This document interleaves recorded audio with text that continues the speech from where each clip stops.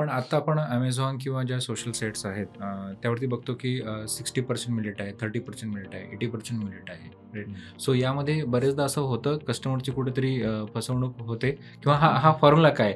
70% 80% प्रावीण्य, first class, second class हे बरंच आपल्याला याबद्दल मला जाणून घ्यायचं आहे. ॲक्च्युली आता प्रत्येक ब्रँडची स्ट्रॅटेजी असते. काही लोकं टेस्टवर जास्त प्रेफर करतात. मिलेट माझं तर म्हणणं आहे की मिलेट हा टेस्ट ॲटम असा होऊ नाही शकत. आपण तांदूळ खातो. तांदळाला काय चव आहे?